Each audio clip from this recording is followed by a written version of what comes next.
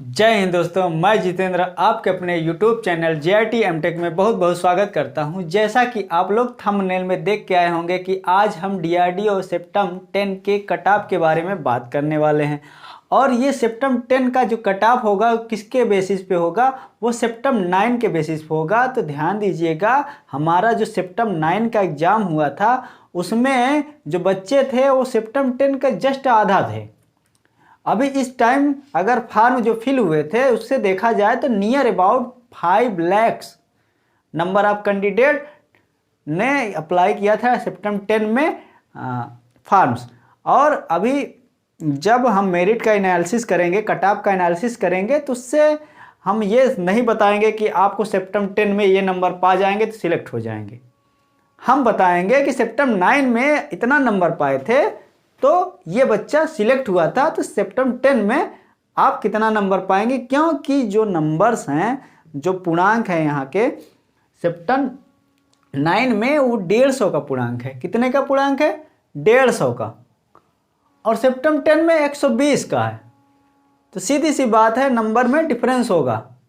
तो हमने यहाँ कुछ ट्रेड का क्या कर दिया है, अनरिजर्व, OBC, SC, ST का क्या कर दिया है, जो कट ऑफ मेरिट थी उसको लिख दिया है। कट ऑफ मेरिट किसके लिए? स्किल टेस्ट के लिए। किसके लिए? Skill test. जो टेट टेस्ट होने वाला है, 8 गुना लोगों को जो बुलाया था, उस बार शायद 8 गुना से ज़्यादा लोगों को बुलाया था, तब क्या मेरिट गई थी। और इस बार जब 8 गुना लोगों को बुला रहे हैं तब क्या मेरिट जाएगी, उसी बेसिस पे हम बताने वाले हैं कि सेप्टेम 9 में अगर 150 नंबर का हमारा पेपर हुआ था, तो अगर उस टाइम सेप्टेम 9 में यही पेपर हमारा 120 नंबर का होता तो कितना नंबर जाता। तो हम एक यहाँ देखिए रेड से लिखा है, पहले तो ब्लैक से जो लिखा है, ध्यान दीजिए, जो ब्लैक से लिखा है वो सेप्टेम 9 का कट ऑफ लिखा है। किसका कट ऑफ? सेप्टेम 9 का ट्रेड टेस्ट, स्किल टेस्ट का कट ऑफ, जो बच्चे स्किल टेस्ट में गए थे। और ये जो रेड से हैं, यहाँ देखो एक में खाली कर दिया है, बाकी में और में लिखा है, क्योंकि एक का हम कैलकुलेशन करके आपको बताएंगे कि ये कैसे आया। तो सेप्टेम 10 में 120 नंबर का अगर पेपर हो रहा है तो बच्चे कितना पाएंगे कि वो कट ऑफ में आ जाएंगे।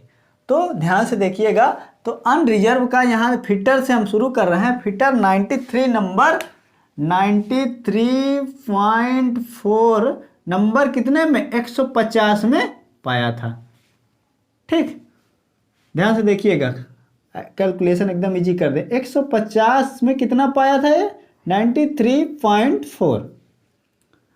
फिर अगर यही पेपर हमारा 120 नंबर का होता, अगर यही पेपर 120 नंबर का होता तो ये बच्चा कितना पाता कि कट ऑफ में सिलेक्ट हो जाता, क्योंकि सेप्टेम 10 का 120 में हुआ है और सेप्टेम 9 का 150 में।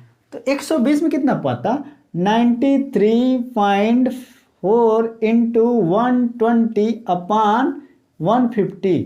ये एक नियम, यूनिट रूल आप लोग पढ़े होंगे, उससे निकाला जाता है, मैथमेटिक्स से सब लोग को आता होगा। तो ये अगर हम कैलकुलेट करके देखेंगे तो ये आएगा लगभग 62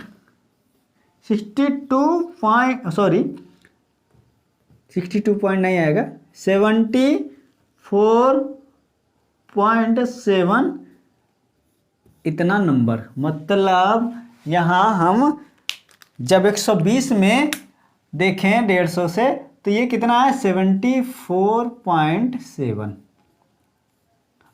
ध्यान से सुनिए।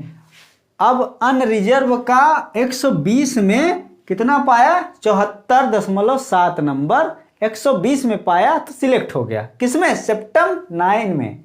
तो सेप्टेम 10 में क्या होगा? तो सेप्टेम 10 में अब हम देख रहे हैं कि नंबर ऑफ कैंडिडेट कितना, लगभग 2 गुना। इसकी सीधी सी बात है, कम से कम 5 से 7 नंबर या 10 नंबर कुछ भी मेरिट आगे बढ़ सकती है। तो हम एक्यूरेट का ऐसा नहीं बताएंगे 74.7 नंबर आप पा गए, अनरिजर्व के हैं तो आप सिलेक्ट हो गए 120 में। जी नहीं, ऐसा कुछ नहीं। अगर हाँ, कुछ लोग होंगे कि भैया 93.4 नंबर मिला था तो कितना परसेंट मिला था, तो परसेंट तो आप लोग निकाल ही सकते हैं ना। 93.4 × 100 / 150 और ये आएगा परसेंट कितना आएगा, लगभग 62.27 ऐसे कुछ आया है, कर लीजिएगा 62.27%। ये इतना परसेंट नंबर है, ये कितना परसेंट, इतना परसेंट पे, मतलब 100 नंबर का अगर पेपर होता तो 62.27 पाने वाला अनरिजर्व वाला फिटर में सिलेक्टेड था। ये आपको कैलकुलेशन समझ में आ रहा है ना। इसी तरह हम इसका कर ले रहे हैं, किसका, अगर ओबीसी का 90.66 पे सिलेक्ट हो गया था 150 में, तो 120 में कितने में होता, 120 में इसमें मल्टीप्लाई कर देते। अगर 120 में हमको सिलेक्ट करना है तो कितना नंबर आएगा, 120 में मल्टीप्लाई करके 150 से डिवाइड कर दें तो ये पाया था लगभग 72.52। कितना पाया था, 72.52।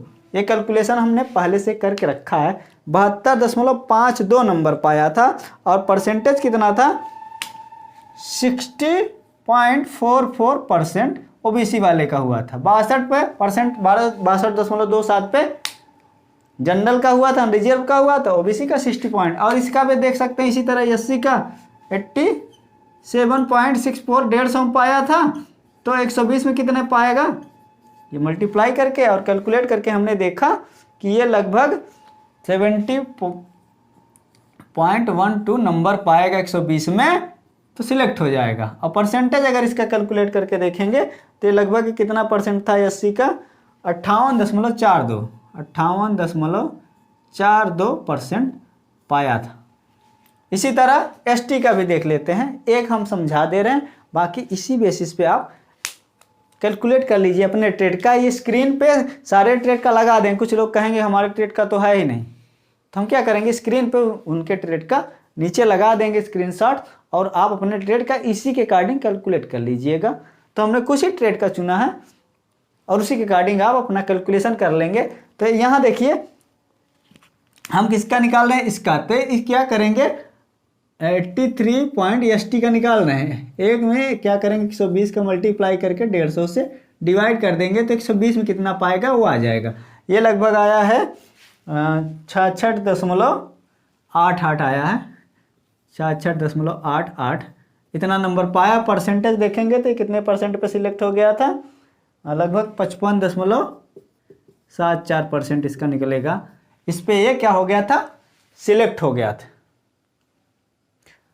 अब इसी तरह हमने इलेक्ट्रीशियन का निकाला कि इलेक्ट्रीशियन की सबसे मेरिट हाई गई थी। अगर आप लोग देखेंगे ध्यान से, जो पिछला मेरिट का स्क्रीनशॉट लगा है उस पे देखेंगे कि इसका मेरिट सबसे हाई गई थी और ये 108.61 पे 150 में अनरिजर्व का हो गया था। और ये अगर 120 में होता तो 86.8 नंबर पाता इलेक्ट्रीशियन वाला। ओबीसी का 106.58 गया था और अगर 120 में होता तो 85.2 नंबर पाता, तो मेरिट में आ जाता। किसके लिए, स्किल टेस्ट के लिए। ये फाइनल कट ऑफ नहीं है, ध्यान दीजिएगा। और एससी के लिए 102.34 पे और 81.120 में पाता तब। और ऐसे ही एसटी के लिए 96.15 और 76.19 किस में, 120 में। आगे आते हैं कोपा का, देखते हैं हम। कोपा का जो सेप्टेम्बर 9 का हुआ था 78 नंबर में हो गया था 150 में। अगर ये 120 में होता तो 62.4 नंबर में वो हो जाता। ऐसे ओबीसी वाला 73 में, कोपा में 73 में, 150 में 73 में सिलेक्ट हो गया था और 120 में कितना होता, 58। और ऐसे एससी वाला 150 में 75 और 120 में इतना। ऐसे एसटी वाला 150 में 68 पाता है सेप्टेम्बर 9 में, तो अगर 120 में होता तो 54.4 पाता। इसी तरह हम मशीनिस्ट का देखते हैं, 150 में 101 ये भी मेरिट काफ़ी हाई गई थी मशीनिस्ट का, और ये इतना पाता। और 120 में होता तो ये होता, और 150 में इतना पाया है ओबीसी वाला, और तो 120 में होता। ऐसे ये एससी वाला 150 में 99.4 लगभग 100 नंबर, और ये फिर 120 में होता 79.7। ऐसे ही ये एसटी वाला ये 150 में, ये 120 में 75.7। अच्छा टर्नर का देख लेंगे, ये 150 में 95 नंबर गई थी और फिर 120 में 76 नंबर निकलेगा। ऐसे ये 150 में 91 नंबर गया था ओबीसी का, टर्नर का ही, और उसके बाद 120 में 72.8, ऐसे ये 150। समझ गया ना हम क्या बोलना चाह रहे हैं। ये सारा नंबर्स जो है वेल्डर का देखिए 103.69 काफ़ी गई थी। ये कितने में था? 150 में। क्योंकि मेरिट क्या होता है, नंबर ऑफ पोस्ट पे डिपेंडेंट करता है, नंबर ऑफ कैंडिडेट कितने कर रहे हैं। और ये 120 में पाता है इतना, 82 इतना। और 150 में देखिए ये ओबीसी का 98.66, 120 में, ये 150 में, 120 में। ये सारा कैलकुलेशन हमने क्या किया है, इजी कर दिया है आपके लिए। और ध्यान दीजिए, अभी हम स्क्रीन पे देखिए रिजल्ट लगा है किसका, स्टेट बी का फाइनल शॉर्ट लिस्टेड।